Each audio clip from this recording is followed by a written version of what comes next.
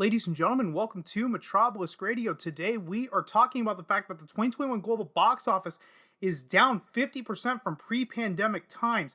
But before we go any deeper, guys, just remember that at least one of my videos every week will not be coming to the YouTube channel.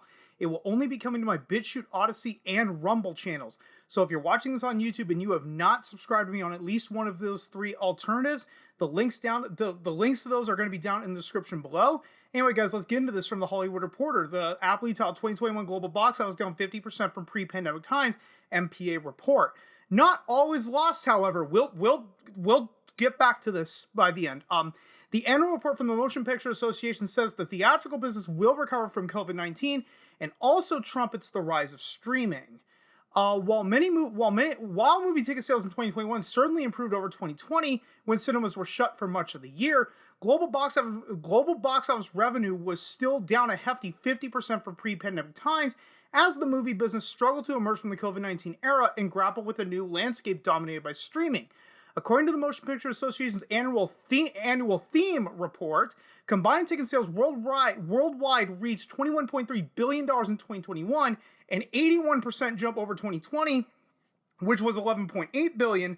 However, they were 50% behind 2019's $42.3 billion. The MPA report confirms that domestic revenue came in at $4.5 billion, a number ComScore released at the end of the year, while international ticket sales climbed to $16.8 billion, a significant jump over 2020's $9.6 billion, but lagging far behind the record set in 2019 with $30.9 billion. In other words, the box office recovery is a work in progress. The report tried to paint a positive picture by touting strong home entertainment numbers, including streaming. Combined global theatrical and home/mobile entertainment revenue reached $99.7 billion in 2021, a growth of 24% over 2020, but more importantly, surpassing 2019's record high $98.1 billion, and the number rose to $328.2 billion, the same as 2019. When throwing in pay TV, the MPA report hasn't traditionally included pay TV, which includes cable. Quote, "These figures underscore that our industry is swiftly recovering around the world. For example, the digital content streaming marketplace in 2021 accounted for 72% of the combined theatrical and home/mobile entertainment market, up from 46% in 2019, noted MPA Chairman CEO Charles Rivkin, whose tenure has seen Netflix become a member of the trade organization along with the legacy Hollywood studios.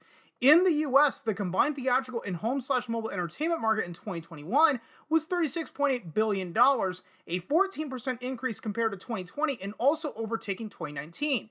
Streaming subscribers in the US also continue to boom, growing 14% to 1.3 billion after crossing the 1 billion mark for the first time in 2020. Now wait a minute. Streaming subscribers in the US also continue to boom, growing 14% to 1.3 billion after crossing the 1 billion mark. The population of the United States is under 400 million. How do you get 1.3 billion streaming subscribers? This doesn't make any sense right here, because statistically it doesn't add up. If the population is under 400 million, how do you get 1.3 billion streaming subscribers, unless if they're double counting across all streaming services, but they don't go into it. So I'm just gonna say ignore this, because statistically it doesn't make any sense.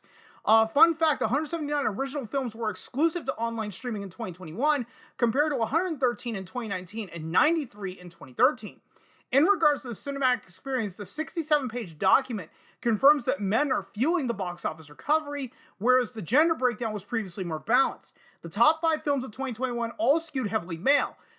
Fast and Furious 9, Venom, Let There Be Carnage, Spider-Man No Way Home, and Shang-Chi and the Legend of the Ten Rings. Fast and Furious 9 was 67% male, Venom, Let There Be Carnage was 60% male, Spider-Man No Way Home was 59% male, and Shang-Chi was 57% male.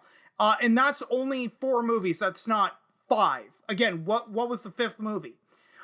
Throughout last year, movie studio executives grappled with the fact that older moviegoers, i.e. those over the age of 40, were more reluctant to return, and particularly older females. The MPA report shows that the age groups 12 to 17, 18 to 24, and 25 to 39 were overrepresented in terms of tickets sold relative to the share of the population. Many families also opted to avoid returning to the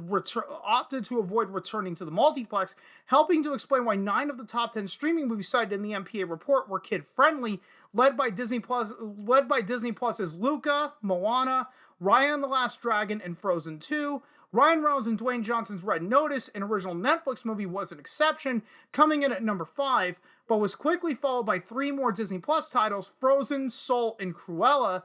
Netflix's animated entry, Mitchells vs. the Machines, and Disney's Jungle Cruise rounded out the top 10.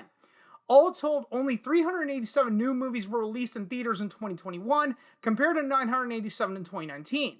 On a brighter note, the number of films going into production in 2021, whether for streamers or cinemas, rocketed to 943, up 111% from 443 in 2020, and more than in 2019, which was 814.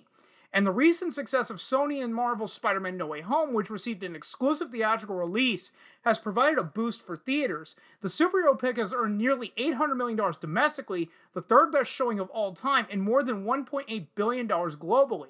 And the first major release of 2022, The Batman, is also posting strong numbers at the box office, nearing $500 million worldwide in its first 2 weeks.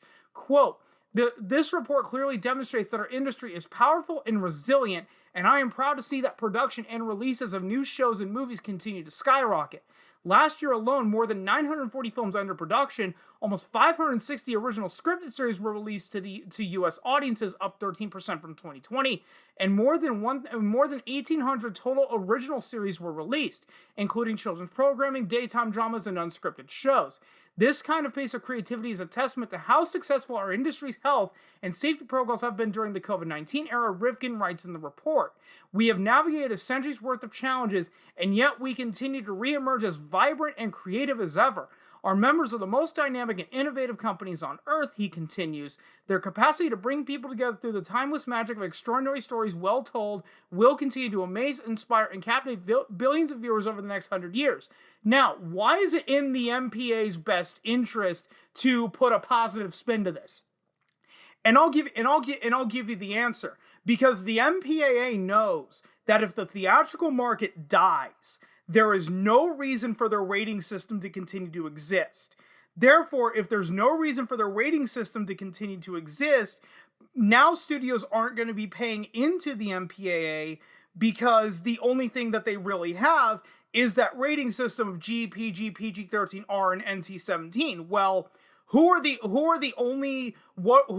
the only organization that actually enforces movie ratings?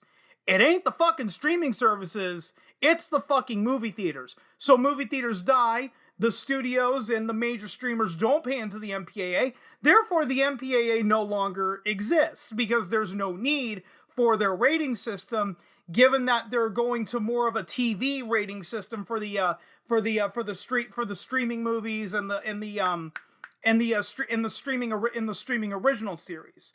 So be very, very careful, and always think about the report and the spin that it's coming from. Again, is it in the organization's best interest to put a positive spin on something, even though the numbers are pointing to a very, very clear decline? If the answer is yes, then read their positive spin with a huge grain of salt. And guys, that's pretty much all I got for you. If you stuck around this long, thanks so much for doing so. And if you've been following me long enough, you know I'm terrible at ending these videos, so I'll just see you guys next time.